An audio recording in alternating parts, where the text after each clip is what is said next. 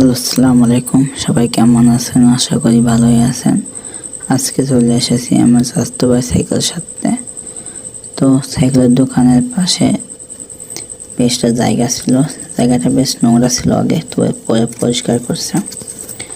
এর পাশ দিয়ে বয়ে গেছে আমাদের গড়াই নদী।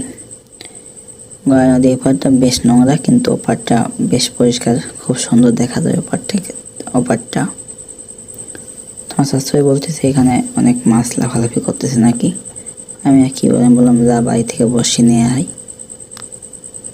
তো কথা শেষ করে এসে দেখি আমার শাশুড়ি সাইকেল খোলাখুলি শুরু হয়ে গেছে।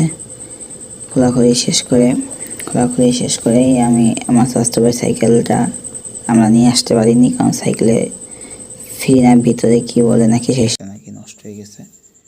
তো সবাই ভালো থাকবেন, আল্লাহ হাফেজ, আসসালামু আলাইকুম।